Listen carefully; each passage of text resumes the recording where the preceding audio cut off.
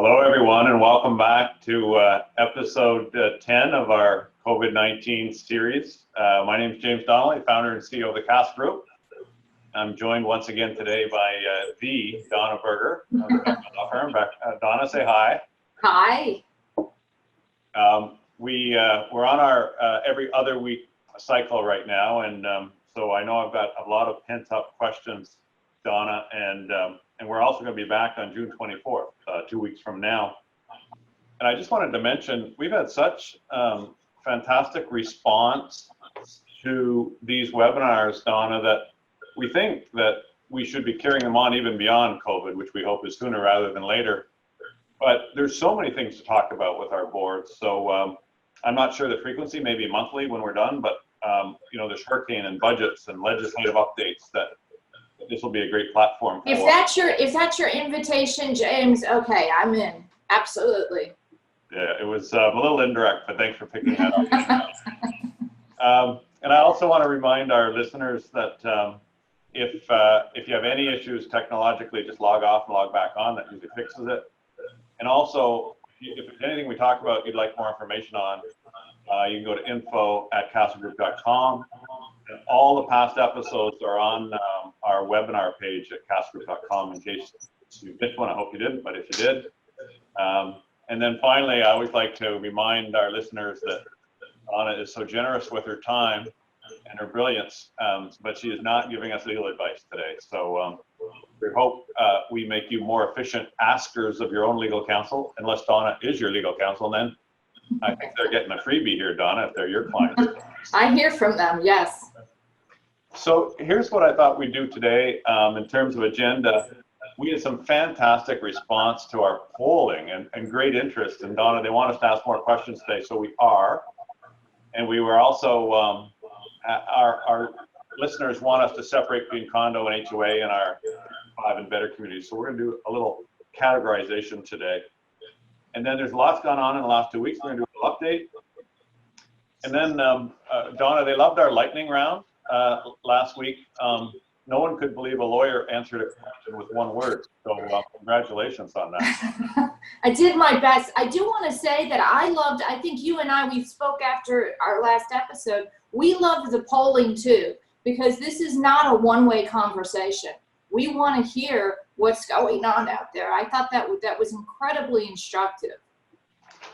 Yeah, it's funny. I'm already seeing questions come in. I'm trying to make notes at the same time. But and then, Don, I really think today we're going to get some questions. I can see them already. What are the challenges with reopening? I mean, first we closed. That was, in retrospect, relatively easy. Then we had to come up with a plan to reopen. Now we are reopening.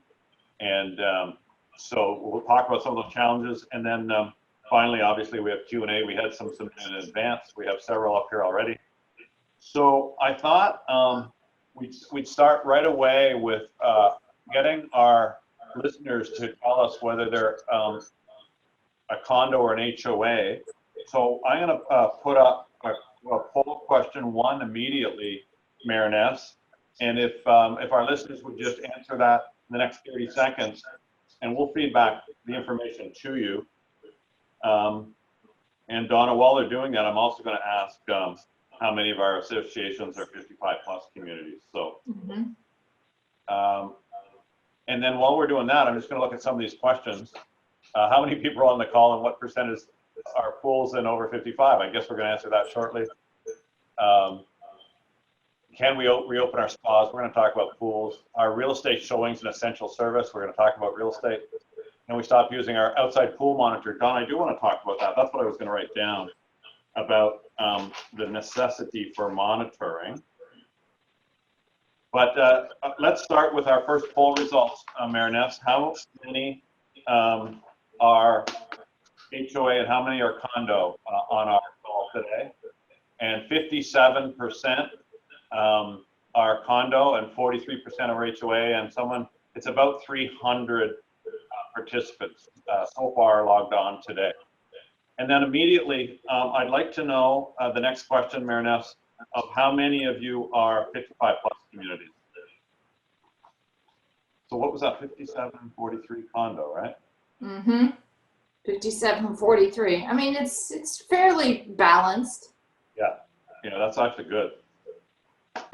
Okay, and then as soon as we get that one done. And obviously, the reason we're asking these questions is because there's a slightly different analysis when we're talking about reopening, when we're talking about the challenges of your amenities that have been reopened, whether you're in a homeowners association or a condo or a co-op, or whether or not you're 55 and over community, which means you do have a more vulnerable demographic. It is. It's so unique. That's what's tough about these webinars is we're trying to answer it more generally. But okay, let's get the 55 plus results, Marinette. And very interesting again. So almost half our listeners are 55 plus. No wonder I had so many complaints I'm not addressing enough about 55 plus. But the answer is 56% are not 55 plus, and 44% are. And James, I may be pushing you out of sequence here, but the reason we asked folks whether or not you're a homeowners association or a condo, we're going to be talking about a lot of the analysis. But one thing I don't want to forget to mention today is the use of signs and waivers. It varies greatly if you're a homeowners association or you're a condo or a cooperative. The reason being that in a condominium or a cooperative in Florida, your right to use the amenities is an appurtenance. That's an appurtenant right to your unit ownership. The same is not true in a homeowners association. So when we get to that portion, James, that's the difference. There is a completely different analysis between a homeowners association who may be thinking about using releases or waivers for the pool or the gym, and condos and co-ops who may be looking to go down that path. Excellent. I just made a note of that, Don. And I want to go right into the update here. And the most exciting news today, Don, I wanted to congratulate you on your appointment to the Florida Bar's Pandemic Task Force as the chair. And for our listeners, this, first of all, is a big honor for Donna, but it's also so relevant to not only what we're talking about today, but what we're going to do after this to maybe have appropriate legislation and in place for the next, hopefully never, pandemic.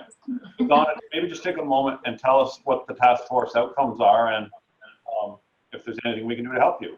Well, thank you. Look, we have the Florida Bar, particularly the real property probate and trust law section of the Florida Bar, has wisely realized that so many of our boards have depended on those emergency powers found in chapters 718, 719, and 720 to make the kind of decisions and create the kind of protocols that they've been creating over the last 10 to 12 weeks. Those emergency powers, James, were really created to help boards grapple with the aftermath of a natural disaster, of a storm specifically, of hurricanes. So they were not the best fit for right now when we're contending with a contagion, with a pandemic. So the job of my task force, and I've got some incredibly talented attorneys around the state who are serving on the task force, giving of their time, so we can look at these statutory provisions and figure out how to clarify them, how to identify all the challenges we've seen that this pandemic has revealed. For instance, can we make it clearer in the statutory emergency powers that yes, boards can hold meetings by Zoom? Can we make it clearer that yes, boards have the right to shut down the community to non-essential visitors, contractors, and realtors? Can we make it clearer that boards have the right to close down recreational amenities? And finally, when do these powers end? So we're going to be looking a top to bottom overhaul of those powers to make them more useful, both in the event of a natural disaster, because guess what? We're in hurricane season right now, but also for a pandemic. Well, we're looking forward to seeing the results from that task force. The other thing I wanted to mention, Donna, we've had the death of George Floyd and the understandable fallout across the country that mostly resulted in really fantastic, peaceful marches, but occasionally they turned bad. Usually a couple of bad apples caused that. I happen to live in a condo right downtown Fort Lauderdale, and our building had to be closed down because of when the things got out of control. And I only bring it up here today, number one, obviously it's a terrible situation in addition to all the other things we're dealing with. But it struck me that I wasn't certain all our buildings that we manage had a protocol for that. So I only bring it up in that I would recommend to our boards to think about that. We even had an HOA over on the West Coast where there was a march and had some issues. So, Donna, before I jump past that, it's more an awareness comment on my part, but how do you feel about that in terms of the board thinking and maybe even coming up with some policy for that?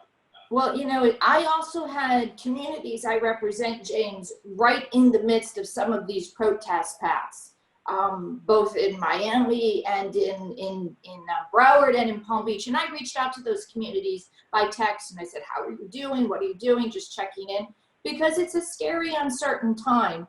I also just recently wrote an article. I write a column in the Miami Herald, and my conclusion was the cavalry isn't coming. Okay, we have not had the type of guidance that volunteer boards need to be able to contend with these things. I mean, I don't think anybody listening who's sitting on a board, even if you're a veteran board member who's been on there for years and years, or you're a newcomer, could ever have anticipated the 2020 we're having so far, between a global pandemic, civil unrest. I mean, I don't know what's coming next. But at the end of the day, the cavalry isn't coming, and this is where boards really have to work with their professional advisors, with good management, with experienced association attorneys, and map out these protocols. And again, I'm going to get back to it. There's no reason, if you are able to amend your documents, that you can't go back in and amend documents to give you some of these tools so you don't have to wait to rely on what the statute's going to say or what the local orders are going to say. You're going to have these authorities right in your documents. So perhaps in the coming months, this is the time, assuming that, and I understand some communities, it's very, very difficult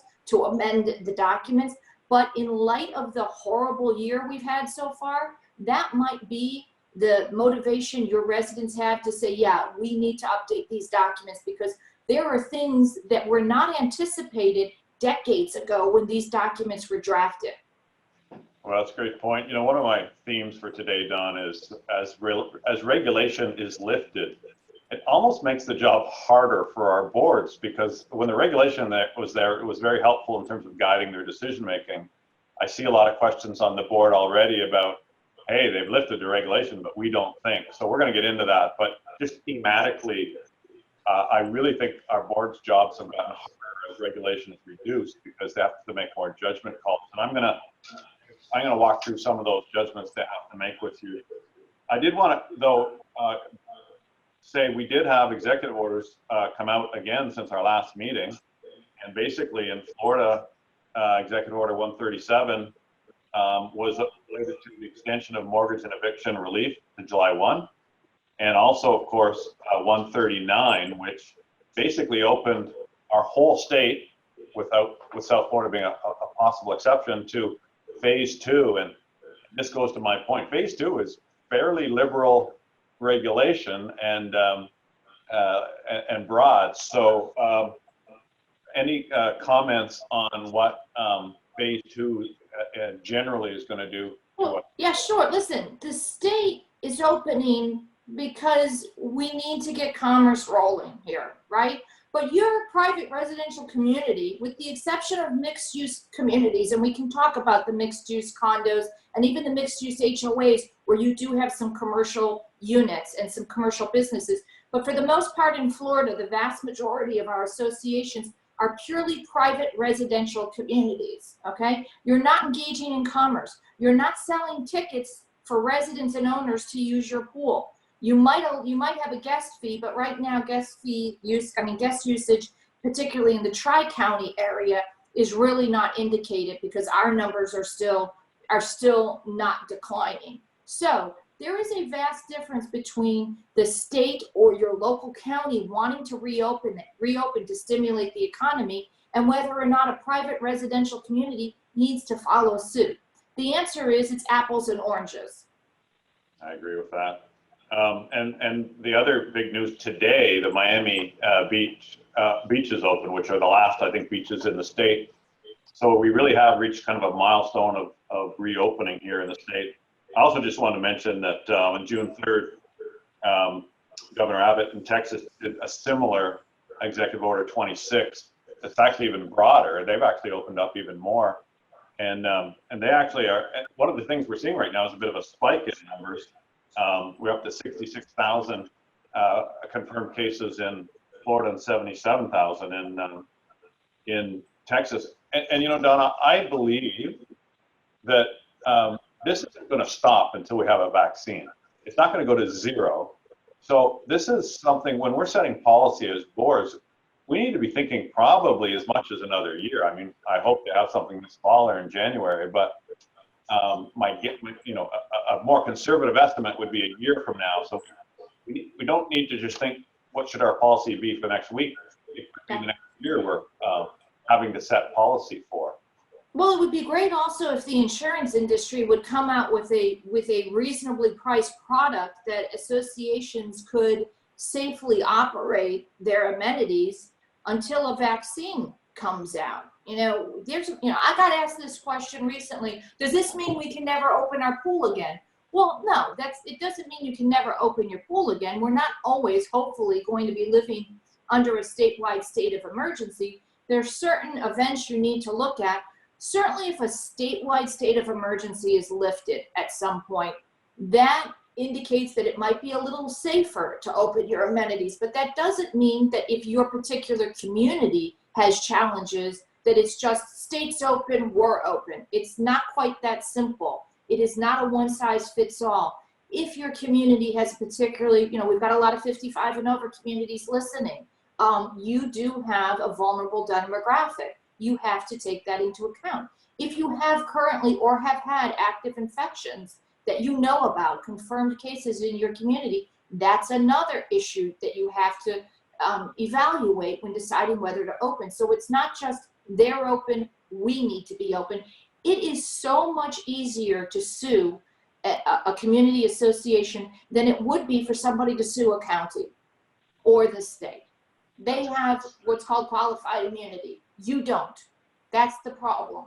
And I also got to ask the question, well, why would people sue themselves? Because that's really what you're doing. If it's an owner and you bring that suit, well, why would somebody sue themselves?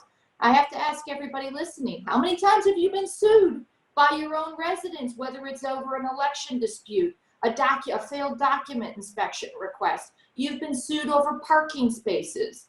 Do you really think somebody's not going to sue you over a COVID-19 claim?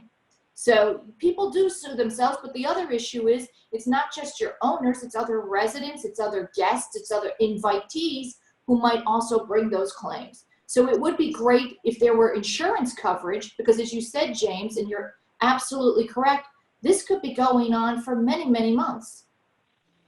I want to jump in here. I want to give our audience some numbers that are more relevant to themselves. So we're going to ask 3 sets of 3 questions about your amenity opening, starting with, yes, let's put up the HOA, and there's 3 questions at the same time, so please answer all 3. And so you're going to know, if you're an HOA, what your peers are doing, and then in a moment we'll do condo, and we'll also do 55 plus, but this way we can give you a little more granular data as to what your peers are doing, and that may help you with your own decision making.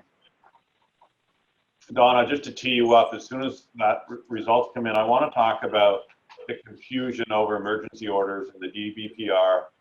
And I mean, the bottom line is our boards want to know, we do or we don't have emergency powers. And I know one of your suggestions is we write those into our documents, but we haven't done that yet. So let's get the results of the HOA polling, Ness, and then we'll jump into the emergency order confusion. Can everyone see these numbers on the screen? Ness? I can. So Okay. I'm assuming. HOAs, we've got 61% of pools open, 25% of gyms open. That's interesting. And 8% of clubhouses. So someone captured that data. That's really good data. We'll trend this and see what's going to happen. Okay, we hope that's helpful. Donna, they're not opening their clubhouses. That's probably a good thing. Okay, let's jump into, so by the way, our audience loved lightning round, but my lightning round weren't yes, no questions, which you're gonna love. So I'm gonna call this the slow lightning round. And my first is, do I have emergency orders or not? Donna. You need to get a legal opinion on this. So the statutory powers clearly come into effect when the governor declares a state of emergency, which Governor DeSantis did on March 9th. Okay. And those emergency powers, that statewide state of emergency, is in effect right now until July 7th. It may be expanded further, but let's assume July 7th is the end date. So arguably, if we're following the statute, yes, your emergency powers are still in effect until at least July 7th and perhaps further. Now, the DBPR came out weeks ago, and for whatever reason, they announced via executive order that certain of the emergency powers did apply in the midst of this pandemic. And I believe the reason that they did that is because, again, as I said at the outset, so many boards wanted to know, well, can we close the amenities and what's our authority to do it?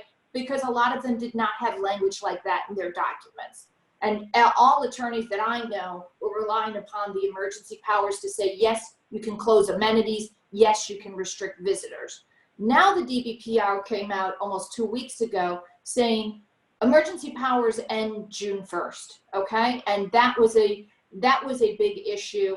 There's a lot of attorneys, myself included, who question why the DBPR issued either of their orders, because it seems to be outside the scope of their authority. Okay, they can't change what the statute says, so we're following the statute. Now, what does this mean from a practical standpoint? If you get into a dispute with somebody, and let's say you're still restricting contractors, we're now June 10th today. Let's say your policy is still, we are not going to allow contractors to come in and perform work inside the individual units because we are a multi-family building and we have a vulnerable demographic. If that person who wanted to perform the construction were to file a complaint with the division, you might lose at the division level because the division has already come out and said, we don't think emergency powers apply. Now, I say that you may have language under your powers and purposes provision in your governing docs. Every set of documents has this provision. It's called powers and purposes in your articles. You may have broad enough language in that provision that allows you to continue doing what you're doing. At the division level, I think the cards are stacked against you somewhat. However, you have the right to go to what's called a trial de novo. At the court level, the circuit level, I believe you will succeed because, as we've been saying over these past 10 episodes, James, courts in Florida give very wide deference to boards' decisions. It's called the business judgment rule. And for the most part, they are going to see a board's decision as reasonable unless it's clearly arbitrary or capricious. And by saying, hey, let's say on June 10th, we weren't allowing contractors because A, we've had an infection, or B, we have a vulnerable demographic, and C, we're still under a statewide state of emergency with a pandemic with numbers going up. I don't see a court ruling against somebody in terms of the business judgment rule. I just don't in that. But I think you may have an issue with the division because they've come out with this executive order. But to even complicate things more, when association attorneys like me pushed back against the division and said, why'd you do this? Their response was, we're going to take a neutral position. So I preferred your yes/no answer. Sorry, couldn't do it on that I want to interpret what you just said from my board members. I think that, number one, you have to receive legal advice because when there's uncertainty at law, you don't want to be making a board decision without that guidance. But I feel that we have no choice to operate our communities safely, that we need those emergency powers right now. And I would be going as a board member to my council and getting that guidance because I just can't believe DBPR did this, especially at the date they did it, and it's caused confusion. And I'm sorry to our listeners that we can't be more precise, but I'm just telling you from a legal point of view, Donna gave a good summary, and you need to ask your legal. I'm going to be even a little more definitive. If it were me and I was on a board and my choices tick off the DBPR or keep my community safe, I'm keeping my community safe. It's not an entirely expensive proposition to go to mandatory arbitration. And if you don't like the result, you can go to court and you will most likely succeed. But again, you have to have reasons to do what you're doing. And certainly if it's a multifamily building where you've got enclosed corridors and elevators where you've got where contractors coming in will pose a risk of exposure and a vulnerable demographic, you've got a stronger case. If you're a single family home owners association and you're not letting somebody come into a single family home and you don't have a vulnerable demographic, I don't think you have a strong case. But again, if it's between fear of the DBPR maybe ruling against you or keeping your community safe, I think you know where I stand on that.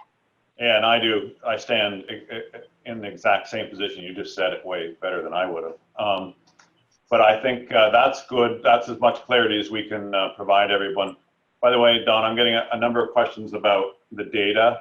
And first of all, we have over 300 people on the call. So that's the answer to the first question. Two, I believe all these poll results are statistically valid. I mean, every one of them is going to be over 100 responses to any one question. So I think for our listeners, but the answer on the HOA was 61% of pools were open for HOAs, 25% of gyms, and 8% of condo. So I think what we'll do now.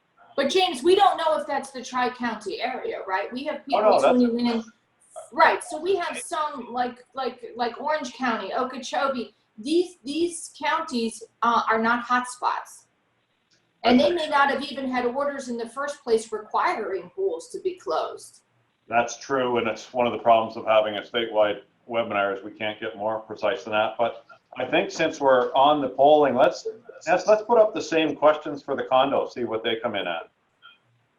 You know what I think, James, while our folks are answering this question, is these polls can actually contribute to what I call whataboutism.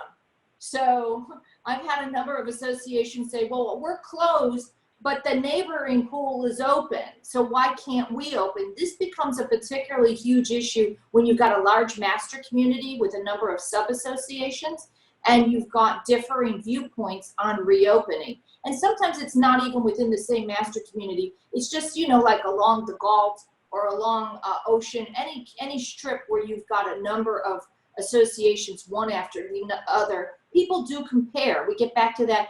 Comparison can be the root of much evil. The reality is that other community may have a larger budget. They may have financial resources where they can hire monitors to adequately monitor and clean. That other community may not have a vulnerable demographic. That other community may just be less risk adverse than you. They may just be a little less risk adverse and say they may be gamblers. It depends. So when you engage in that kind of whataboutism and your community asks you, well, why can't we open? There's other factors involved. They may not be similarly situated.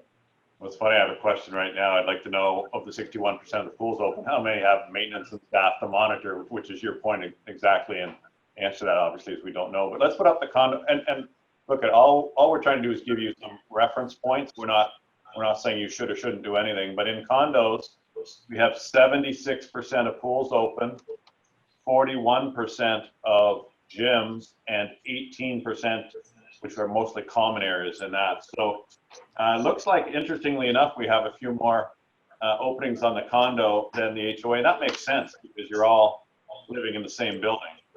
But okay, good stuff. I'm gonna ask question number 2, Donna, in our slow lightning round. There are so many questions we're getting about meetings. Do Florida statutes support having virtual meetings? Yes. Sorry? I did a lightning there, yes. You're so good. The not-for-profit statutes do. So it's under 617, and listen, the vast majority of our associations are NFPs, not-for-profits. They do support electronic meetings for the boards. The real issue here becomes, James, can we hold a membership meeting virtually. And by the way, that gets back to my task force. We will be looking to add that right in to the emergency powers. Interesting. And now I've had several questions from board members that say, look, I just want to talk to my board openly to discuss policy without all the residents and owners there, but I'm not allowed to have a closed meeting. So, well, I guess my first question is, am I allowed to have a closed meeting? I think I know the answer. And two, what's your recommendation to boards that want to deliberate a bit about these policies they're setting in private? Right. So talking about COVID-19 protocols, which I understand can be somewhat sensitive, does not fall within either category of a closed meeting under the statutes currently. Currently, you can only close your meeting if you're speaking with counsel over proposed or pending litigation, or if you're discussing personnel matters. Those are really the only two reasons. But there are ways to get around this. Number one, have fewer than a quorum of your board members meet to discuss this with counsel. Remember, the statute says anytime you have a quorum of your board members present and discussing association business, you have a de facto board meeting, which means it has to be duly noticed and opened. I've attended a number of virtual meetings with boards where what we do is we may have a fewer of a quorum meet with me ahead of time. People are in the virtual waiting room. We meet, we talk. It's not a quorum of the directors, and then we open it up into a board meeting. So there are ways around that if you feel that you want to have a few conversations without having a full-blown board meeting. But you absolutely cannot do that if you have a quorum of your board present.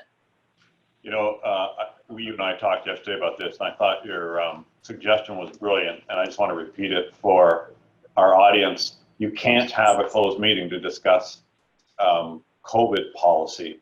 So maybe you take a non-quorum subgroup of your board and make them the policy decision group, and they can meet in a non-quorum fashion and make a recommendation to the board at a public meeting.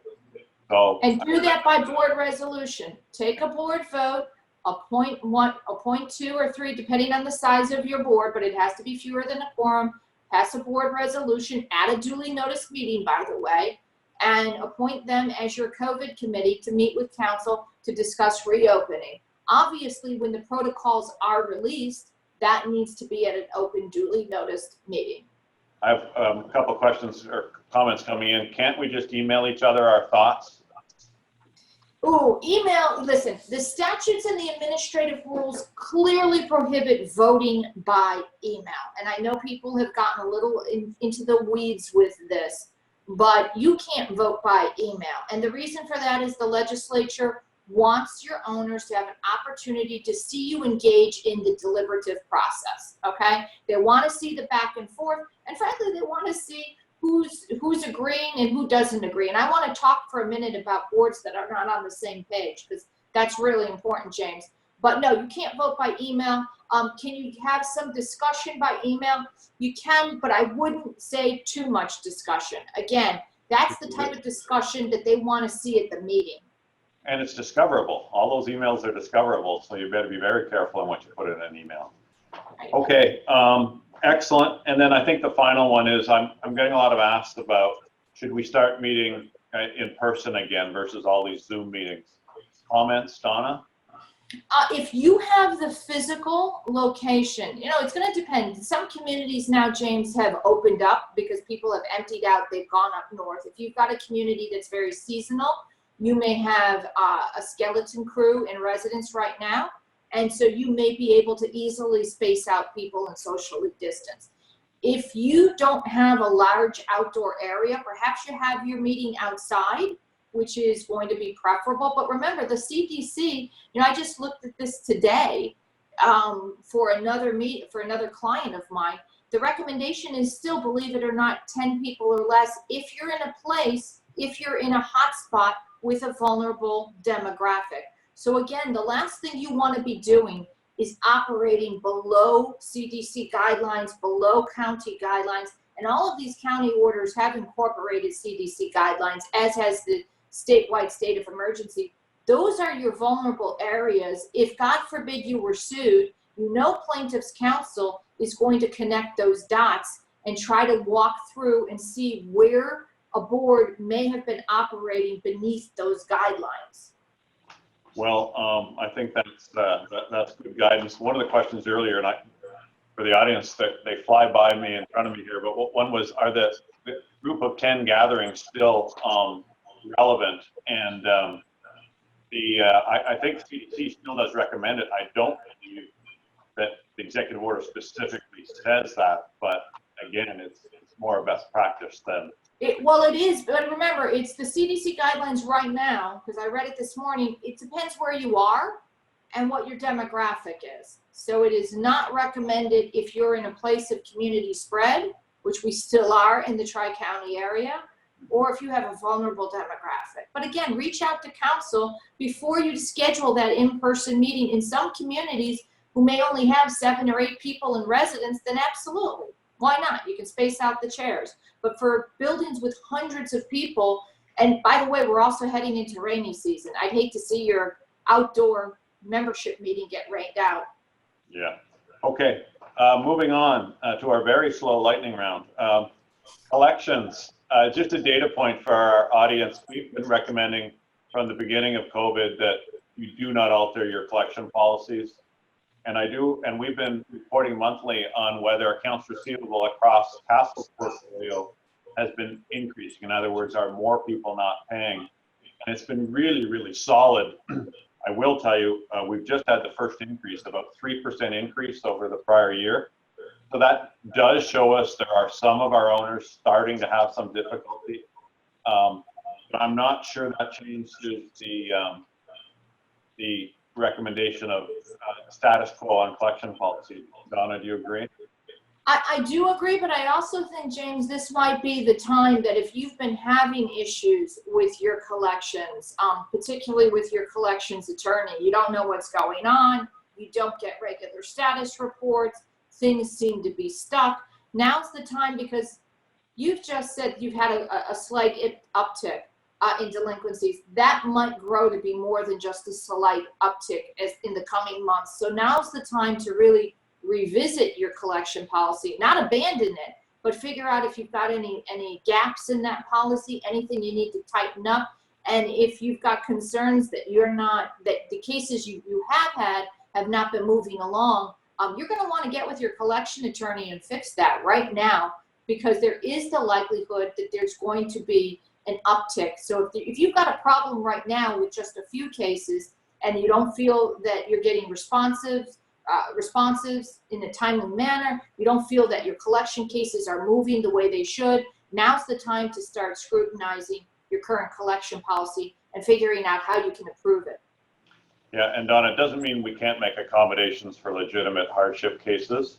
And I also wanted to remind everyone the fact that there have been executive orders issued to freeze evictions and mortgage foreclosures does not mean that same thing applies to the collection of maintenance fees. So, am I correct? You are correct, which means that if you've got an owner who's not paying, that owner may not be getting rent from the tenant. We can demand rent from the tenant. The owner cannot evict that tenant, but we can foreclose on that owner as an association. It gets a little complicated. Okay. We stirred up some excitement about quarantine enforcement last week, and I had some of my clients question me, and they said, Donna said, and I guess they feel that's definitive. So the question was, can we continue to enforce quarantine restrictions on out-of-state owners coming back or guests? And your answer last week was, I think you can't pick and choose. You don't want the board deciding which states are or aren't, but one possibility was you could have a policy of quarantine for anyone coming from outside of Florida, period. And I just wanted to expand on that a bit.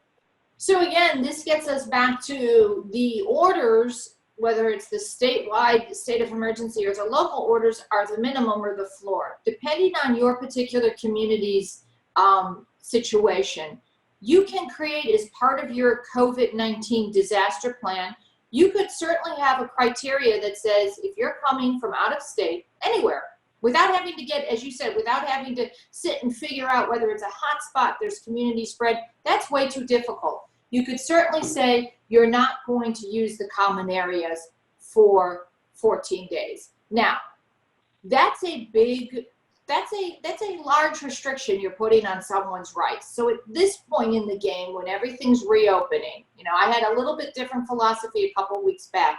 You may just want to restrict use of the common recreational amenities, and maybe you don't care that they're coming and going, they're going out to restaurants. I'm not sure I'd be that strict, but again, it depends. It depends where their unit's located. Are they right next door to people who are very vulnerable? This is a conversation, but I think at a minimum, you could say, we don't want you using the recreational amenities for a certain period of time. And maybe it's not 14 days. Maybe you're more comfortable with 7 or 10 days, whatever's manageable.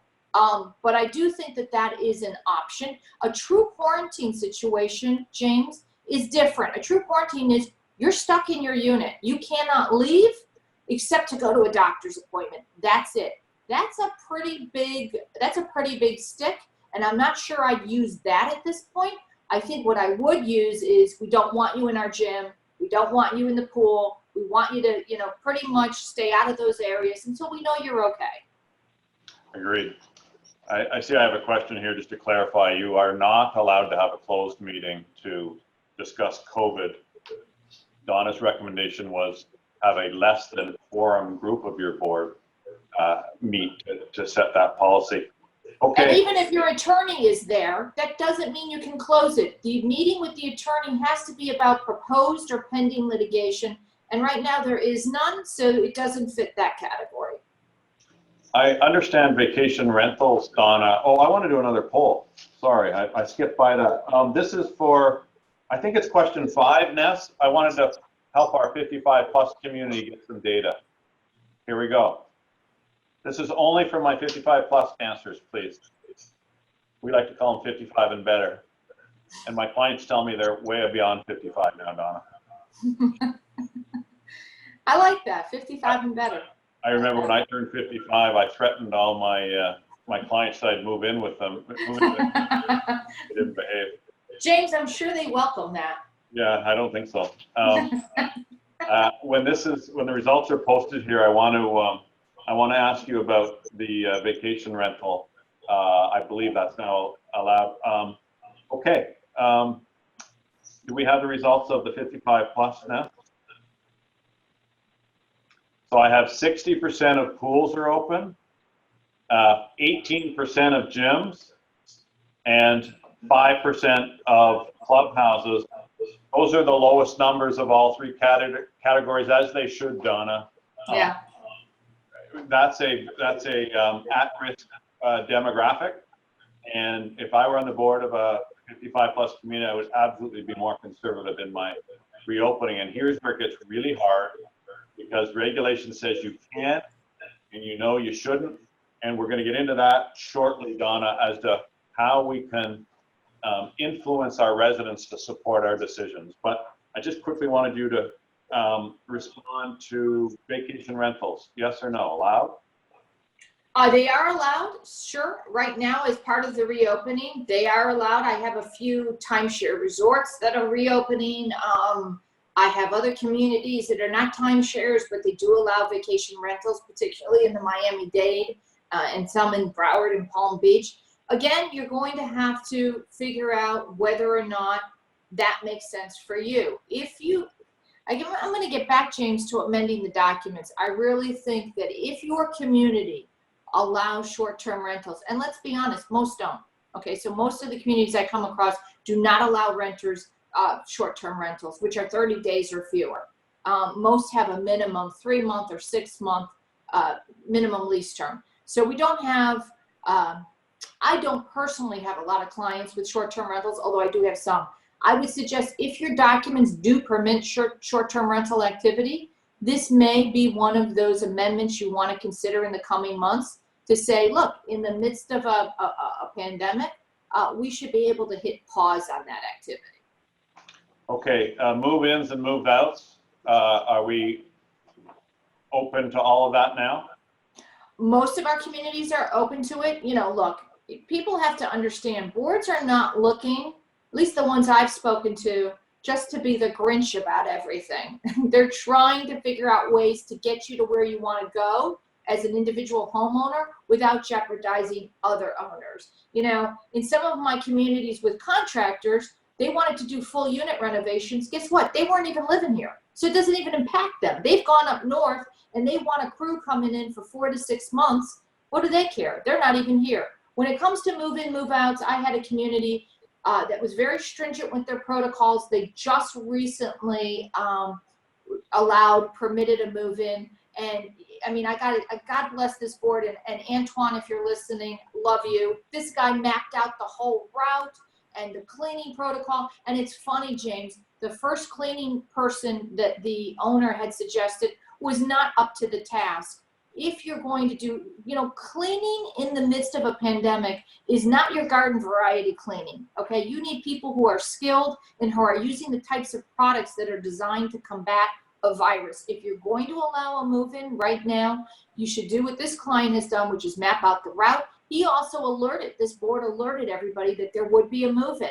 And, you know, you may not want to be walking around at the time this move-in's happening. So it was excellent communication with the owners, and it was excellent planning, and it was excellent vetting in terms of who they were going to use the cleaning crew to clean up after the move took place.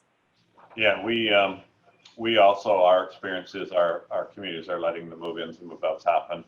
I had a question about our communities requiring masks, and I know we have a question on that, Ness. Can you flip forward to, I think it's question 8, and just put it up, because I'm going to ask Dawn about it while everyone's answering.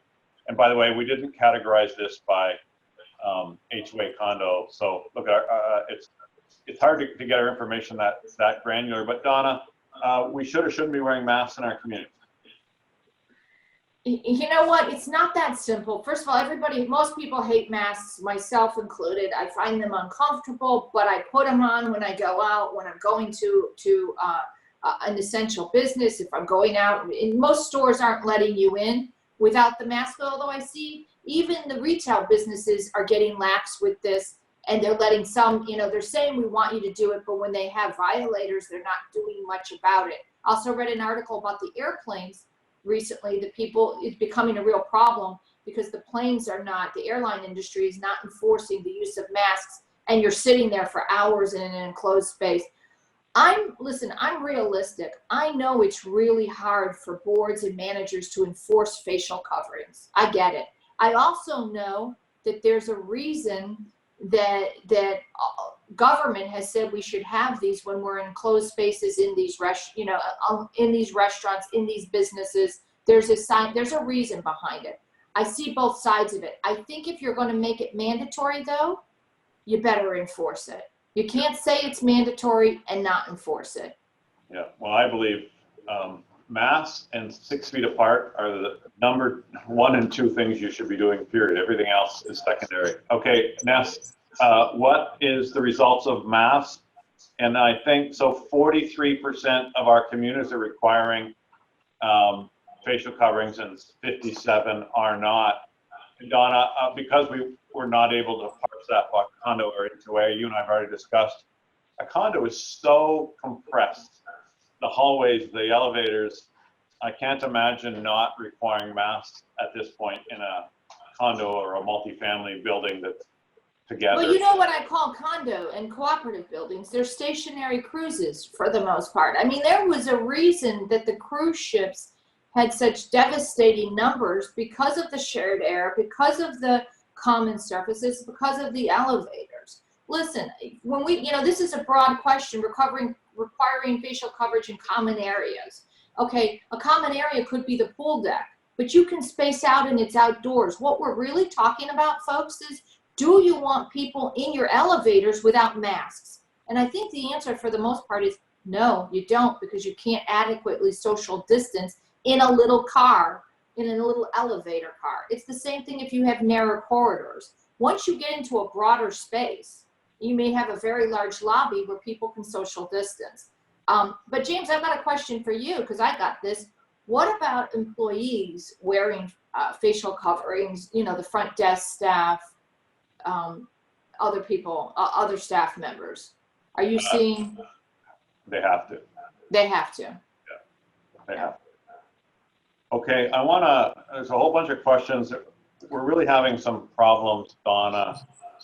The board, I think they know what they want. They know what they want to do. It's more restrictive than regulations, and these residents are just pressuring them. And honestly, it's probably in most cases very few residents. But you had some really neat comments yesterday about educating and even surveying our residents in terms of getting buy-in to the policy that the board establishes.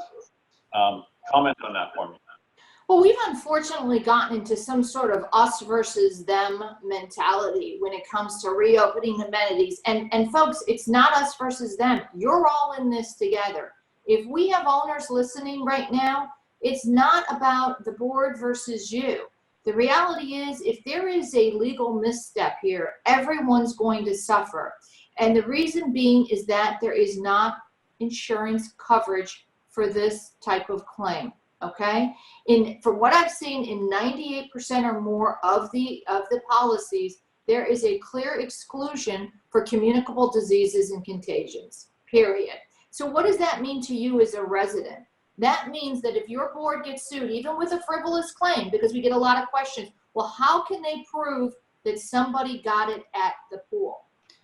The reality is they don't have to prove that somebody got it at the pool. They have to be able to prove, a plaintiff's personal injury attorney has to prove that the board, the association, was providing a substandard duty of care. So you have to think about all those little columns that we're checking off. 1, did you open the pool? 2, did you open it in the midst of a pandemic? Yes. Did you open it while there was a statewide state of emergency? Yes. How many monitors did you have? 0? That's a problem. Maybe you had 1 monitor, but the monitor was remote and was not sitting there. Did you have a log? There are so many portals of entry, what I call, to make a PI case. So really, you have to get your residents to understand that they're in this with you. And yes, James, I mentioned surveying them. So if you're getting a tremendous amount of pressure to reopen, perhaps you survey your owners and say, look, we didn't budget for a pandemic. I don't know any association did. And most associations do not have huge financial cushions they can rely on. So perhaps you ask your owners, would you be willing to pay a special assessment right now to be able to allow us to hire the sufficient staff to clean and monitor to reopen? If your residents aren't willing to pay a special assessment, then in my opinion, their credibility in pushing you to open plummets. Yeah, that's what I really was referencing. Number one, you can, if you spend enough money, make sure you're all safe. I had a question come through, can you have these expenses as a line item in your budget? Pretty much you're allowed to have anything in your budget, but you didn't budget for this because we didn't know we're going to have it. But it would be very interesting to see if our residents will put their money where their mouth is, so to speak. And then the other thing I really thought was important is one of the ways you can get resident buy-in is to educate them, make them part of, we did this and here is why. And we sought legal advice and we listened to Donna Berger and this is what she said. Oh God. Well, I mean, if you're going to do that survey, my first question would be, would you be willing to pay a special assessment up to X to hire sufficient staff? And again, get the type of cleaning products you're going to need. It's not same old, same old. But number 2, are you aware you may be subject to a special assessment if we are sued and this type of loss is not covered by insurance? And I think that might be an eye-opening question for a lot of residents who may not know that if you are sued, and you're going to have to pay for legal defense, because unlike a slip and fall case, there's a lot of frivolous slip and fall cases, but your insurance is at least going to pay for legal defense on that. For this, you may be able to get out of the lawsuit. You're still going to have to hire counsel to get you out of that. Okay, I got some questions on the amenities, kind of more granular, but we have about 5 minutes left. I think it would be helpful. Gyms, how do we get them open? I just want to tell you that we had one building where they've decided that 10 is the maximum they can safely have in the gym, and they coded 10 fobs, and only 10 fobs can get in there, and so you would sign out a fob if you wanted to use the gym. But I think the main thing about gyms is obviously you can open them. 2, you have to maintain social distancing. It's very difficult, if not impossible, or advisable to wear a mask. So the main thing is being able to control the number of people in a gym and making sure the physical plant is all spaced out so that they can socially distance. At tennis, we always get questions about tennis and pickleball. I see we now are allowed to do doubles, which was everyone's concern. And on pools, the main questions that are coming up today, Donna, are can I open them without restrooms and can I open them without a monitor? Yep. Let me go back to tennis really quick. In some communities, they provide the tennis rackets and the tennis balls. I would not suggest doing that. Certainly you can reopen tennis. You can now play doubles in addition to singles, but make people bring their own equipment. It's a real problem if you continue to have your equipment out there, the association, whether it's tennis equipment, pickleball rackets, a bocce ball, shuffleball sticks, all of that. If you're allowing your association equipment to be out there and to be used, you have a duty and obligation to clean it after every use. So that's one thing. With pools, can you close the restrooms? Oh, this is a good one. The Department of Health has told us you have to keep restrooms open for all the obvious hygienic reasons. If you have the restrooms open, you have to have staff going in there and cleaning after every use. You can't put people, you put people on the honor system, you know what's going to happen. It's not getting cleaned. And that's one of the questions that plaintiff's counsel will ask is, did you have staff cleaning after every use? So you better be prepared to say, yes, we had staff cleaning after every use. Now, I do have some communities that have 8 restrooms around the pool. They're large communities. I'm sure you do too. I know Castle manages a lot of large communities. You don't need 8 restrooms open. You may want to shut down and leave 2 open. Same thing with the common area restrooms inside the building. If you're starting to allow contractors and realtors to come in, you may not want to have those common area restrooms open because you know who tends to use those restrooms? Visitors, not residents. So that's another thing to consider. What about monitors? Monitors are essential. In the communities that were subject to orders that required monitoring, which is Miami-Dade, Broward, and Palm Beach, they're absolutely essential. And we've gone through the past about using volunteers. Here's what I'm going to say about voluntary monitors, meaning not paid staff. Number one, you most likely do not have insurance coverage for that volunteer activity. Number 2, you're going to run into problems if your monitors are doing their job and if your monitors aren't doing their job. If your monitors are doing their job, it means they may get involved in a dispute or, God forbid, even an altercation when they tell somebody to spread out or when they tell somebody they haven't cleaned up. Anytime you tell people what to do or can't do, you're running the risk of getting into a dispute. On the other hand, if you've got monitors who are lackadaisical and they aren't enforcing anything, you're operating under the floor, beneath the floor of that county order. Okay, Donna, we're run out of time, but just because I think, there's so many people out of state and out of South Florida that I don't believe there's a requirement for a monitor. What do these people do in terms of opening their pools? I mean, first of all, I don't think they're required to have monitors. Is that true? Outside of the Tri-County area, that is correct. Some of those counties and in other states, they didn't even have orders closing community pools to start with. But again, this gets you back to, do you have a need? Do you feel that your pool would be safe being open right now in the midst of a pandemic under a statewide state of emergency without a monitor? Do you feel okay? I mean, do you have people that tend to break the rules in your community, or do you have everybody that complies by the rules? Can you manage the situation just by putting out to your owners how you want things to go, or do you really need somebody out there, ensuring that things are going the way they're going? And number 2, do you have a vulnerable demographic? Do you have an infection? Those last 2 questions change everything. Yeah, it's a very good point. We're talking very generally, which we have to on a webinar like this, but if your community is a vulnerable demographic, or if you have an infection, it's a whole different game.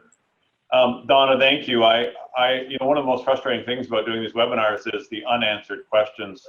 And I wanted to let our audience know that every question that you submit, either with our invitation or online, are given to Donna and I between our shows. And we meet the day before. It was yesterday. Donna and I went through to try and shape our next webinar. So apologies to all of you who we didn't specifically answer your question, but please know that we synthesize all of those questions into the content of the next webinar. So Donna, I think the main excitement now is that things are reopening. It's also the big danger. If we don't follow our CDC guidelines, we're going to be right back where we started. And I really feel that our audiences are looking, they're now reopening or trying to get reopened and are experiencing those challenges. So I think we'll continue the discussion about what challenges our communities are having and what our recommendations would be for recovery. But with that said, I wanted to congratulate you again on your appointment to the COVID task force. Well deserved. Thank you. Thank you again for all your brilliance. I know my audience is very, very grateful for that. With that, everyone, thanks for dialing in this week, and we will talk to you on the 24th. Have a great week and good luck to you. Be safe, everybody.